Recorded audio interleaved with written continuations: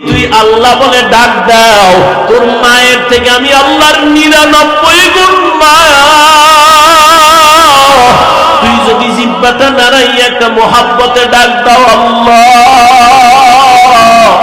আল্লাহ বলে আমার বড় মায়া লেগে যায়, আমি আল্লাহ রহমতের দরজা খুলে দেই। আমি আল্লাহ মোহাব্বতের নজর দিয়া আমি তোর সব গুনাহ মাফ করে আসবি না। নেতা না হইয়া আসবি না, মাওলানা না হইয়া মরবি না বলে নাই। আল্লাহ বলেন তুই মাওলানা না মুফতি না বক্তা না শ্রোতা ইমাম না মুক্তাদি, টাকাওয়ালা ধনী না গরিব আমি জানি না, আমি জানবো তুই মুসলমান নি। ওয়ালা তামুতুন্না ইল্লা ওয়া আনতুম মুসলিমুন, আমি চাই তুই মুসলমান হইয়া মরবি। কেন? আমি চাই তোকে বিনা হিসাবে জান্নাতে দিব। হিসাবদের কাঠগড়ায় যদি দাঁড়াও, জাহান্নাম ছাড়া তোর উপায় হবে না। আর জাহান্নাম কত ভয়ঙ্কর আমি আল্লাহ বানাইছি, আমি জানি।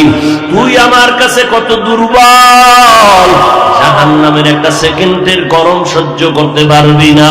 ওয়া খুলিকাল ইনসানু যায়ীফা, আমি মানুষ বড় দুর্বল করে বানাইছি। দুনিয়াতে বৈজ্ঞানিকরা বলে জমিন থেকে 9,30,00,000 মাইল উপরে সূর্য। জমিনটা যত বড় পৃথিবীর থেকে 13 লক্ষ গুণ বড় সূর্য। মুফাসসিরিনে কেরাম বলেন নবীজি বলতেছেন সূর্যটার অনেকগুলো মুখ আছে, একটা মুখ নিচে করা বাকি উপরে করা। এই একটা মুখের তাপ ডাইরেক্ট যেন জমিনে না লাগে, ফেরেশতারা ঠান্ডা পানি ডালতেছে। আবার ওই সূর্যের নিচে একটা পাতলা গ্যাসের আবরণ আছে, ওই সূর্যের তাপটা গ্যাসের আবরণে ম্লান হয়ে যায়, এরপরে তাপ জমিনে আসে। এই তাপটাও বান্দা সইতে পারবে না। এজন্য আল্লাহ পাক মাথার চামড়া বড় পাতলা, আল্লাহ চুল দিয়া কাভার করে দিলেন যেন ডাইরেক্ট তাপ লাইগে কষ্ট না হয়। শরীরে পোশাক লাগায় দিয়েছেন, বান্দা তুই খালি গায়ে সূর্যের সামনে বেশিক্ষণ দাঁড়াতে পারবি না, মাথার চুল ফালায় দাঁড়াতে পারবি না, সহ্য করা যায় না সূর্যের গরম। সৌদি আরবে অনেক গরম, আমাদের দেশেও গরম কম না। সূর্যের গরম সইতে পারো না রে গোলাম, ওই জঙ্গলের পশুগুলো আমি আল্লাহ পশমের দ্বারা কাভার দিয়া দিলাম যাতে না হয়। ও বান্দা, আমি আল্লাহ পাক রব্বুল আলামিন এই সূর্যের তাপ সামান্য সহ্য করতে পারো না। দিনের বেলা সূর্যের তাপ ছিল, রাতে নাই, এরপরও কেন গরম লাগে? ফ্যানের বাতাস না দিলে ঘুম হয় না, আবার এসিও চালানো লাগে, এত গরম। আল্লাহ পাক বলেন কিয়ামতের দিন ও নবী জানায়ে দেন এই সূর্যটা মাথার উপরে নামায়ে দিব। আল্লাহ নবী বলেন আল্লাহ অর্ডার করবে সূর্য তোর উপরে যত মুখ ছিল সব নিচে কর, যত তাপ আছে সব তাপ ছেড়ে দে। সব তাপ ছেড়ে যখন দিবে এই জমিনটাই হবে কিয়ামতের মাঠ। মক্কার পাশে আরাফার ময়দান হবে, আল্লাহর স্টেজ হবে বিচারের আদালত। আল্লাহ অর্ডার করবে সূর্য তাপ ছেড়ে দাও। সূর্যের গরমে রহমতের নবী চোখের পানি ছেড়ে কান্না করেন। সূর্যের গরমে মাটির জমিনটা পুড়িয়া তামা হয়ে যাবে। অনেকে প্রশ্ন করছে স্বর্ণ হবে না কেন, রূপা হবে না কেন, তামা হবে কেন? রূপাও তো হতে পারে, স্বর্ণ হতে পারে, পিতল হতে পারে, তামা হবে কেন?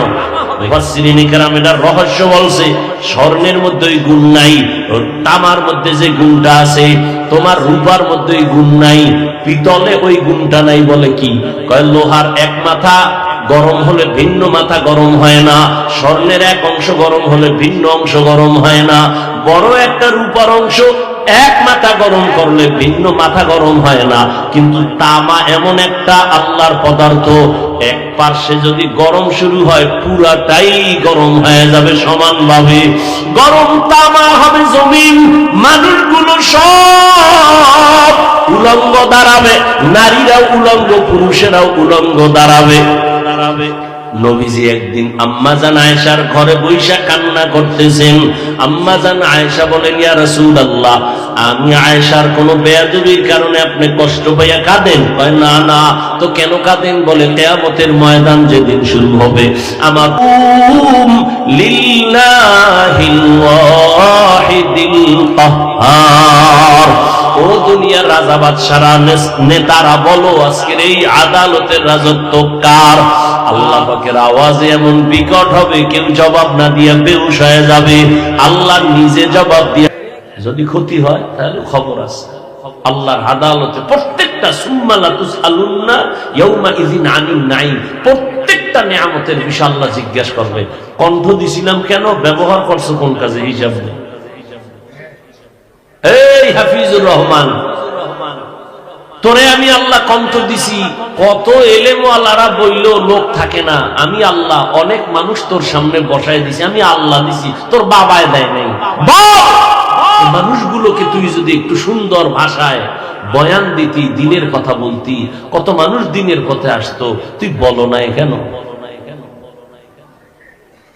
প্রত্যেকটা নেয়ামতের হিসাব আল্লাহর কাছে দিতে হবে। তো হাত কথা বলতে পারে না, এটাই সত্য, এটাই বাস্তব। কিন্তু মুমিনের আকীদা কি আল্লাহর কুদরতে পারবে। আল্লাহ কোরআনের আয়াত সূরা ইয়াসিন, হাত বলবে আল্লাহ তুমি যেই ডিউটির জন্য দিছিলে ডিউটি করে নাই। চোখ বলবে আল্লাহ যা দেখতে বলছিল দেখে নাই। মা দেখবে সওয়াব, কোরআন দেখবে সওয়াব, কাবা দেখবে সওয়াব, আলেম দেখবে সওয়াব। না, দরজা জানালা আটকাইয়া সারা রাত মোবাইলে কবিরা গুনাহ, কবিরা গুনাহ, কবিরা গুনাহ দেখেছে। ও মুসলমান, এই কথাগুলো যদি হিন্দুদেরও বুঝাইতাম, ওরা 6 মাসে বয়ান শুনা ইনশাআল্লাহ আল্লাহর উপরে ভরসা করে বলি, ওরা সব মদিনার পাগল হয়ে যায়। কিন্তু তোমার সমস্যাটা কোথায়? তাবলীগওয়ালারা পাও ধরে বুঝায়, পীর সাহেবরা বুঝায়, আমরা বুঝাই। তুমি মুসলমান, আমিও মুসলমান। তোমার আল্লাহ আমার আল্লাহ দুই না এক? নবী, কোরআন, কাবা, ধর্ম, কালেমা, বিদায় বেলা কাফন 3টা, তাও কালার। আমি তো হুজুর গো কালার আলাদা, সব এক। আমি বক্তার সম্মানে একটা কাফন বাড়াবে, গরিব রিক্সা ড্রাইভার মরে গেলে একটা কাফন কম হবে। কাফনের উপরে লেখা থাকবে বড় হুজুরের লাশ, কবরের সাইজ না এই এলাকার কবর এক হাত বড়, কবরের সাইজ হয়। প্রশ্ন 3টা, তাও রবের পরিচয় দাও, ধর্মের পরিচয় দাও, রাহমাতুল লিল আলামিনের পরিচয় দাও। তো তোমার আমার আল্লাহ এক, নবী এক, কোরআন এক, কাবা এক, ধর্ম এক। আমি টুপি পরি, তুমি পড়তে চাও না। আমি টুপি ছাড়তে চাই না, তুমি টুপি দিতে চাও না। তুমি কোন জগতের ভিআইপি মুসলমান? আমি দাড়ি কাটতে চাই না, কাটলে লজ্জা পাই, তুমি রাখতে লজ্জা পাও। তুমি কোন জগতের ভিআইপি মুসলমান? আমি নামাজ ছাড়তে লজ্জা পাই, তুমি নামাজ পড়তে লজ্জা পাও।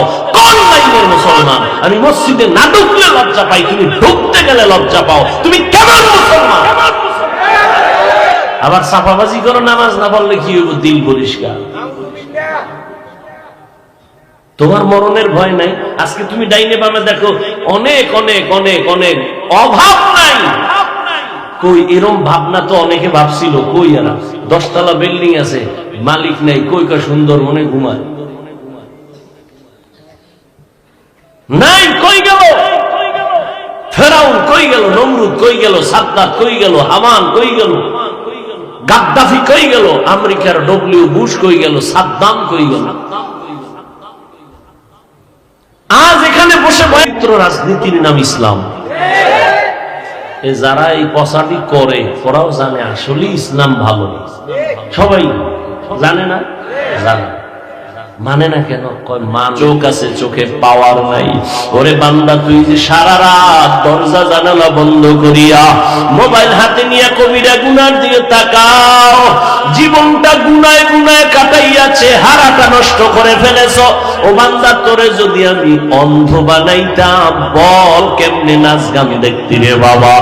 এতদিন দেখছো, এখনো কি তওবা করবি না? ওয়াজের প্যান্ডেলে আসছো, মসজিদে তোরে পাওয়া যায় না, আলেমের মজলিসে পাওয়া যায় না। ওরে তুই কই দৌড়াইতেছ রে গোলাম? ওরে দুনিয়ার পিছনে যারা দৌড়ায়, ওরা দুনিয়াও পায় না, আখিরাতও পাবে না। দুনিয়াতেও দেখো শান্তি নাই। যতদিন টাকা পয়সা হইছে, লাভ কি? বিল্ডিং বানাইছে, ঘুমাইতে পারে না। টাকা রেডি করছে, ব্যাংক জমা, টাকা খাইতে পারে না। এই দুনিয়ার কোনো লাভ নাই। ও বান্দা, আমি আল্লাহ তোরে এত আদর করে বানাইছি, তুই কি একবারও পারো না আমি আল্লাহকে একটা আল্লাহ বলে ডাক দিবি? যদি তুই আল্লাহ বলে ডাক দাও, তোর মায়ের থেকে আমি আল্লাহর 99 গুণ মায়া। তুই যদি জিহ্বাটা নাড়াইয়া একটা মোহাব্বতে ডাক দাও, আল্লাহ আল্লাহ বলেন আমার বড় মায়া লেগে যায়, আমি আল্লাহ রহমতের দরজা খুলে দেই, আমি আল্লাহ মোহাব্বতের নজর দিয়া আমি তোর সব গুনাহ মাফ করে দেই। ও বাবারা, আল্লাহ বলেন আমারে ভয় কর, মুসলমান না হইয়া কবরে আসিস না। আল্লাহ বলে নাই বক্তা না হইয়া কবরে আসবি না, পীর না হইয়া কবরে আসবি না, নেতা না হইয়া আসবি না, মাওলানা না হইয়া মরবি না বলে নাই। আল্লাহ বলেন তুই মাওলানা না মুফতি না বক্তা না শ্রোতা ইমাম না মুক্তাদি, টাকাওয়ালা ধনী না গরিব আমি জানি না, আমি জানবো তুই মুসলমান নি। ওয়ালা তামুতুন্না ইল্লা ওয়া আনতুম মুসলিমুন, আমি চাই তুই মুসলমান হইয়া মরবি। কেন? আমি চাই তোকে বিনা হিসাবে জান্নাতে দিব। হিসাবদের কাঠগড়ায় যদি দাঁড়াও, জাহান্নাম ছাড়া তোর উপায় হবে না। আর জাহান্নাম কত ভয়ঙ্কর আমি আল্লাহ বানাইছি, আমি জানি। তুই আমার কাছে কত দুর্বল, জাহান্নামের একটা সেকেন্ডের গরম সহ্য করতে পারবি না। ওয়া খুলিকাল ইনসানু যায়ীফা, আমি মানুষ বড় দুর্বল করে বানাইছি। দুনিয়াতে বৈজ্ঞানিকরা বলে জমিন থেকে 9,30,00,000 মাইল উপরে সূর্য। জমিনটা যত বড়, পৃথিবীর থেকে 13 লক্ষ গুণ বড় সূর্য। মুফাসসিরিনে কেরাম বলেন নবীজি বলতেছেন সূর্যটার অনেকগুলো মুখ আছে, একটা মুখ নিচে করা, বাকি উপরে করা। এই একটা মুখের তাপ ডাইরেক্ট যেন জমিনে না লাগে, ফেরেশতারা ঠান্ডা পানি ঢালতেছে।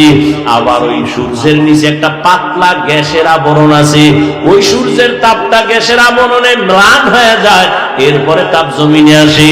এই তাপটাও বান্দা সইতে পারবে না। এজন্য আল্লাহ পাক মাথার চামড়া বড় পাতলা, আল্লাহ চুল দিয়া কাভার করে দিলেন যেন ডাইরেক্ট তাপ লাইগে কষ্ট না হয়। শরীরে পোশাক লাগায় দিয়েছেন, বান্দা তুই খালি গায়ে সূর্যের সামনে বেশিক্ষণ দাঁড়াতে পারবি না, মাথার চুল ফালায় দাঁড়াতে পারবি না, সহ্য করা যায় না সূর্যের গরম। সৌদি আরবে অনেক গরম, আমাদের দেশেও গরম কম না। সূর্যের গরম সইতে পারো না রে গোলাম, ওই জঙ্গলের পশুগুলো আমি আল্লাহ পশমের দ্বারা কাভার দিয়া দিলাম যাতে না হয়। ও বান্দা, আমি আল্লাহ পাক রব্বুল আলামিন এই সূর্যের তাপ সামান্য সহ্য করতে পারো না। দিনের বেলা সূর্যের তাপ ছিল, রাতে নাই, এরপরও কেন গরম লাগে? ফ্যানের বাতাস না দিলে ঘুম হয় না, আবার এসিও চালানো লাগে, এত গরম।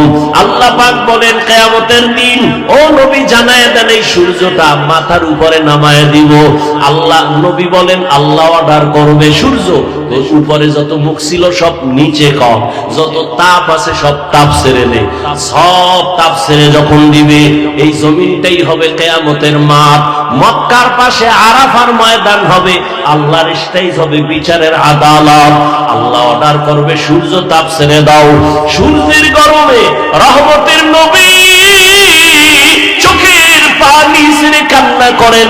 সূর্যের গরমে মাটির জমিনটা পুড়িয়া তামা হয়ে যাবে।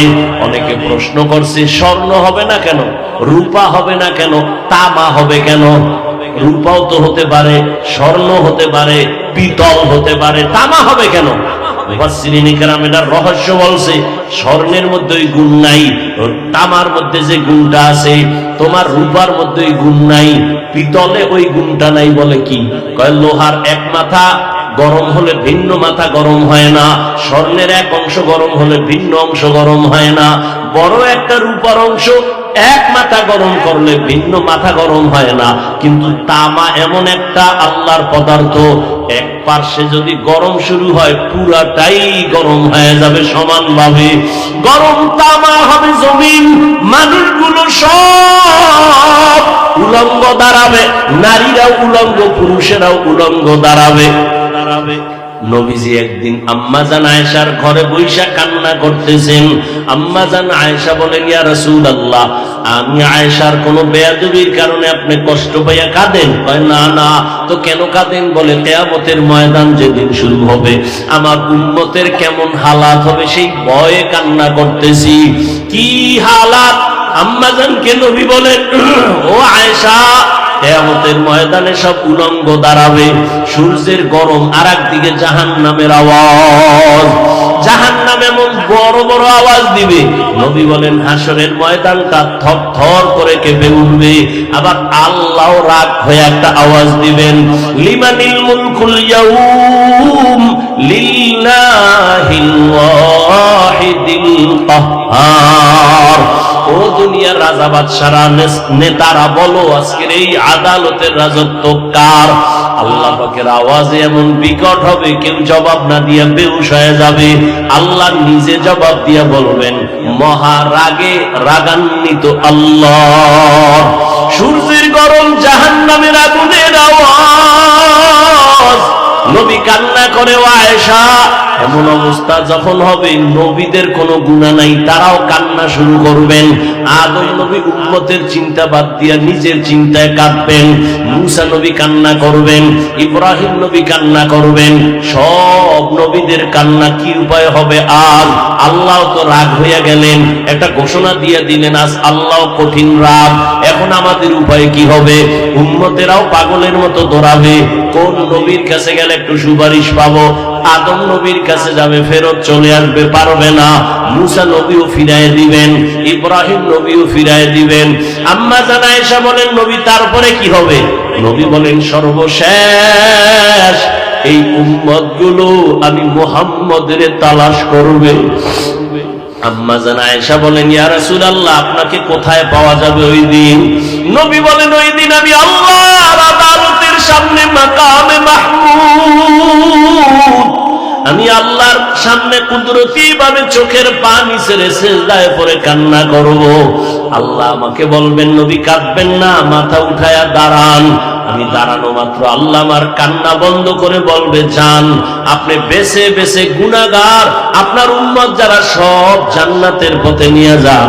নবী তখন আপনি কি করবেন? আমি আমার উম্মত গুলো ধরে ধরে জান্নাতের পথের দিকে নিব। আম্মা জান আয়েশা বলেন, ওই উম্মত চিনবেন কি করে?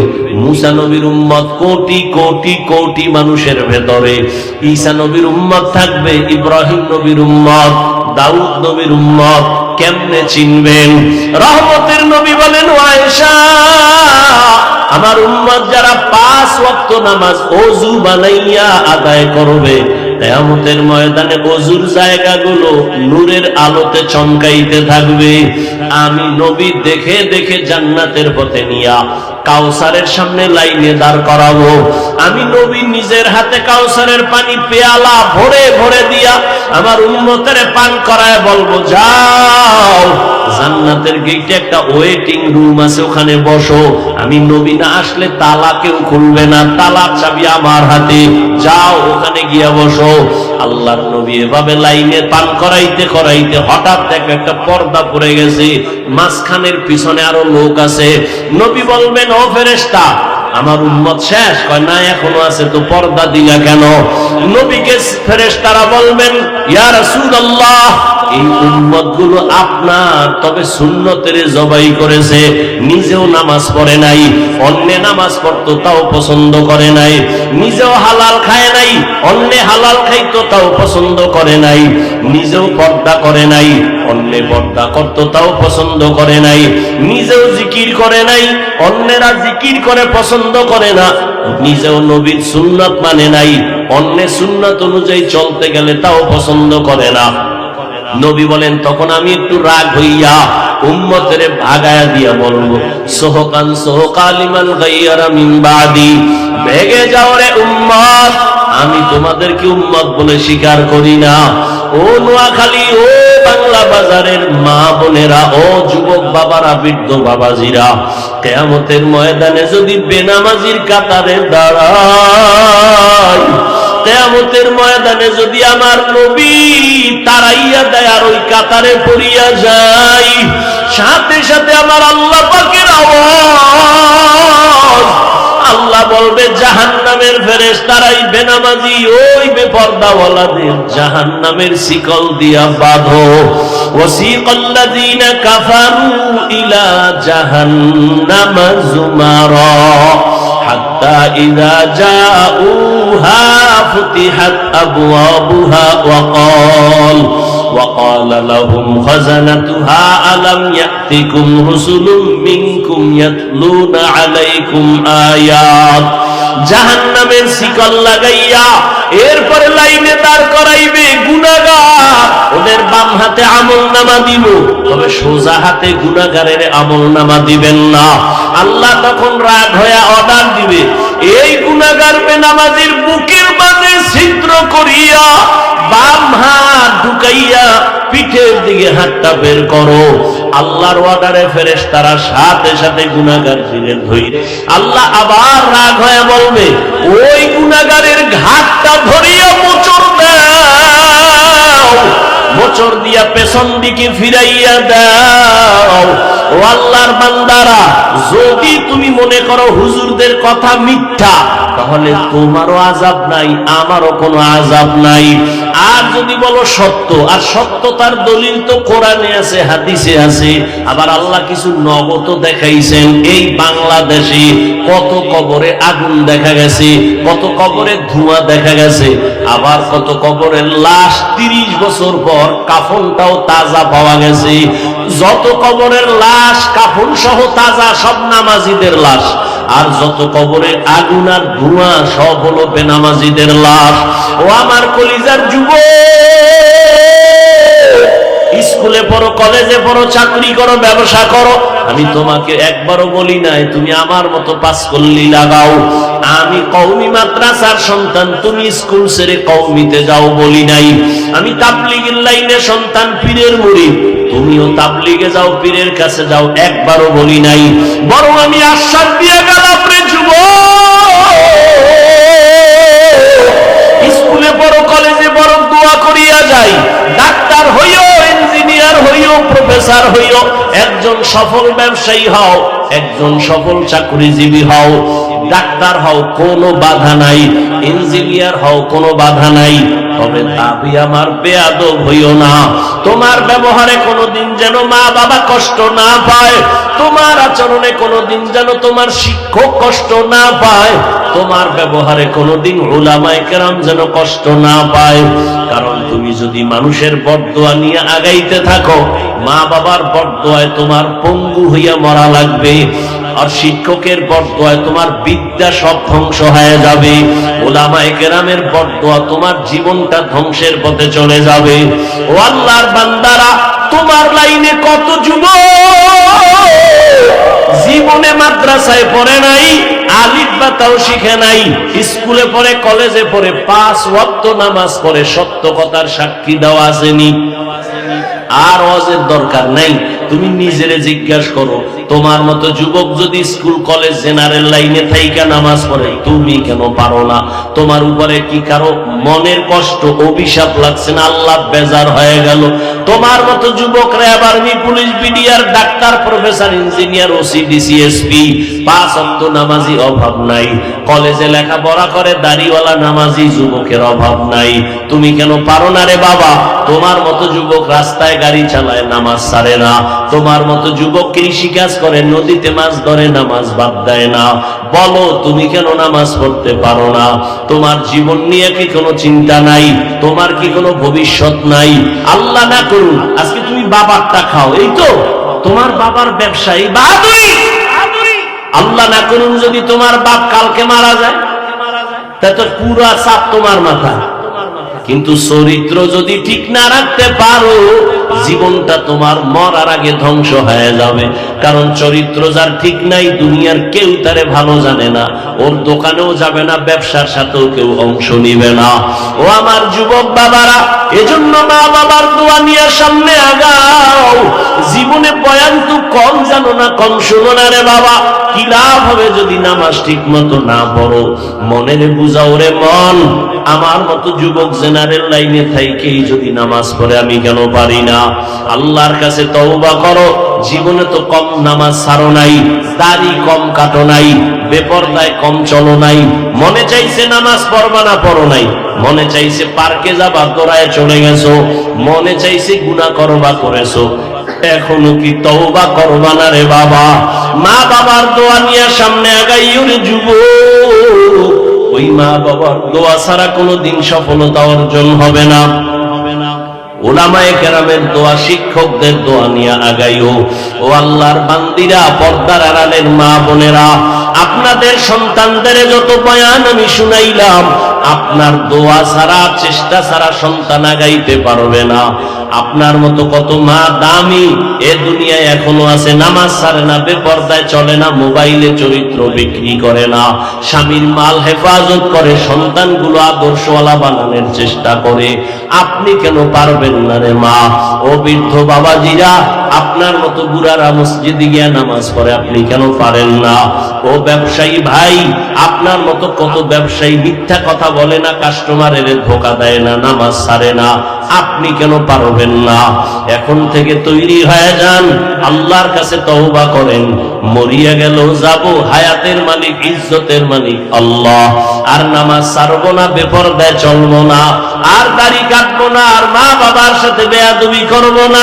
শিক্ষক মুরব্বীদের দোয়া নিয়া, ওলামায়ে কেরামের পরামর্শ নিয়া, নবীজির তরিকা মেনে চলবো, গুনাহমুক্ত হইয়া, আল্লাহর ভয় তাকওয়া নিয়া, মুসলমান হইয়া, জান্নাতি হইয়া কবরে যাব।